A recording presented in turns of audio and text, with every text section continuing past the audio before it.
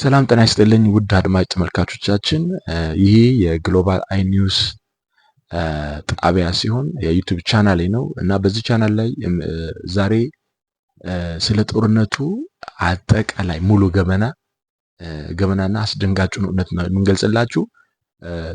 የሚገርማችሁ ነገር ይህ ጦርነት ለእስራኤልም ለኢራንም ጥሩ ሁኔታን አይደለም እያደረገ ያለው። ዜጎች በተለይ ንጹሃን ዜጎች በአብዛኛው በተለያዩ ወደ እስራኤልም ሆነ ከእስራኤል ወደ ኢራን በሚደረጉ ጦርነቶች የጦርነት ምልልሶች ከፍተኛ አደጋ እየደረሱ ነው ያሉት። እንግዲህ ዛሬ የሚገርማችሁ ነገር የጦርነቱን ከሀ እስከ ፐ በኢራን ላይ በሚገርም ሁኔታ ማለት ነው ከባላስቲክ ሚሳኤል አዛዦች እስከ የስለላ ኃላፊዎች ድረስ በእስራኤል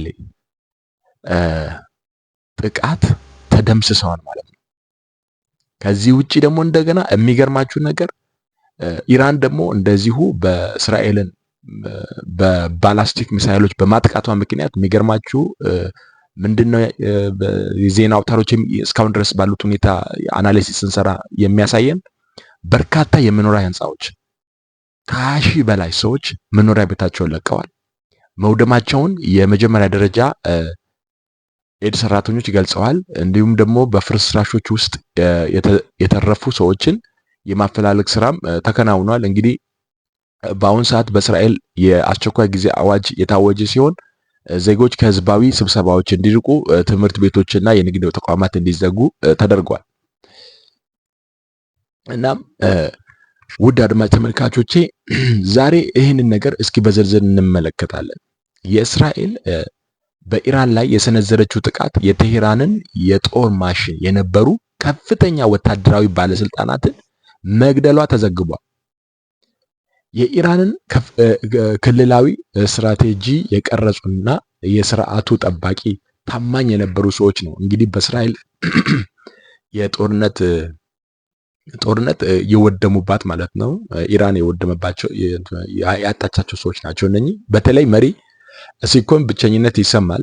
እናም ዛሬ አንድ ሰው ይህንን የበለጠ እየተሰማው እንደሆነ ነው የሚታወቀው። ያውም የኢራኑ ልዕለ መሪ የ86 ዓመቱ አያቶላ አሊ ካሚኒ አሁን በመሪነቱ ላይ ከምን ጊዜውም በላይ ብቻውን ቆሟል። እስከ ሰኔ 13 ድረስ እንዲህ አልነበረም። ምክንያቱም ጦርነቱ ከመጀመሩ በፊት ይሄ ነገር የተፈጸመ አልነበረምና በዚያን ቀን የኢራን ዋና ተቀናቃኝ የእስራኤል ትክክለኛነታቸውን የጠበቁ ጥቃቶች በመሰንዘር የኢራንን ከፍተኛ ወታደራዊ አዛዦችን፣ የኒውክሌር ሳይንቲስቶችን፣ የካሚኒን የታመኑ አማካሪዎችን ገላለች። እነዚህ ሁሉ የኢራን ደህንነትና የክልል ስትራቴጂ ምሰሶች የነበሩ ነበሩ እና በእስራኤል የጥቃት ዝርዝር ላይ በመጀመሪያ ደረጃ የነበረው የኢራኑ አብዮታዊ ጥበቃ ዋና አዛዥ ሁሴን ሰላማኒ ነበረ።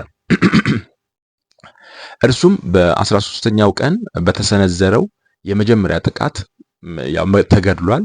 የኢራን ወታደራዊ መዋቅር አንጋፋ የነበረ ሰላማኒ የካሚኒ የቅርብ ታማኝ የነበረ ሲሆን በክልሉ ውስጥ ወሳኝ ኦፕሬሽኖችን ይመራ የነበረ ሰው ነበር።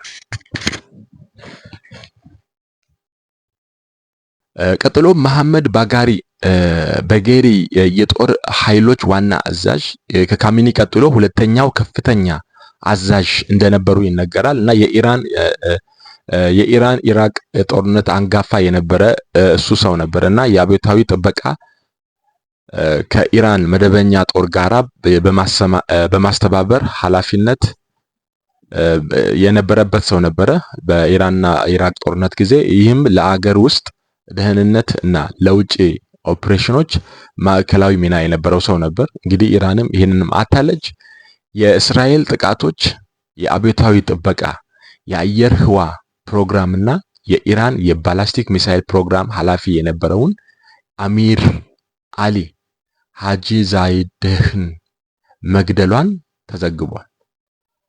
ሃጂ ዛይዴህ በሊባኖስ የሶሪያ እና የኢራቅ ውስጥ በተወካዮች የሚጠቀሙባቸውን የሚሳኤል ኔትወርኮችን ጨምሮ የኢራን ስትራቴጂካዊ መከላከያ ማዕከል እንደሆነ ይታይ ነበር። ይህ ሰው ሌላው ቁልፍ ኪሳራ የአብዮታዊ ጥበቃ የስለላ ኃላፊ መሐመድ ካዜሚ ነበረ። እርሱም የውስጥ የደህንነትንና የጸረ ስለላን ይቆጣጠር የነበረ ሰው ነበርና ካዜሚ የካሚኒን የሀገር ውስጥ የመከላከያ ኔትወርክ ቁልፎች በእጁ እንደያዘ የሚነገርለት ሰው ነበርና ይህ ተቃውሞን የመከታተል እና የውጭ ሰርጎ ገቦችን ማክሸፍን ያካትት ነበር። እናም ይሄንም ሰው እንደዚሁ መሐመድ ካዜሚ ኢራን በጦርነት አታዋለች። እናም ማክሰኞ ዕለት ሌሊት ትልቅ ምት እስራኤል የካሚኒ የቅርብ ረዳት እና ከፍተኛ ወታደራዊ አማካሪ የነበረውን አሊ ሻድማኒን መግደሏን አስታውቃለች። እርሱም በቅርቡ የጦር ኃይሎች ዋና አዛዥ ሆኖ የተሾመ ነበር። እርሱም የኢራንን ወታደራዊ ምላሽ የማስተባበር ኃላፊነት የተሰጠው ሰው ሲሆን ቀደም ብሎ በነበረው ጥቃት የተገደለ ጀነራል ተክቶ የነበረ ሰው ነበር። እርሱም እንደዚሁ በሞት አጥቷል። ስለዚህ በጥቂት ቀናት ውስጥ የእስራኤል ጥቃቶች የካሚኒን ዋና የደህንነት ቡድን እንዳጠፋ ተዘግቧል። ይህ ማለት ነው እንግዲህ ከባላስቲክ ሚሳይል አዛዥ እስከ የስለላ ድረስ መዋቅር የተዘረጉ ውስጥ የነበሩትን ሰዎችን ነው እንግዲህ እስራኤል ያጠቃችው። በአንድ ወቅት የኢራን ወታደራዊ የስለላና የሚሳኤል ፕሮግራም የጀርባ አጥንት የነበሩ ሰዎች ነበሩ እነኚህ ሰዎች አጠቃላይ። አሁን ያንን ክፍተት ማን ይሞላዋል የሚሉ ጥያቄዎች እየጨመሩ ሲሄዱ ትኩረቱ ወደ አንድ ሰው እየዞረ ነው ያለው።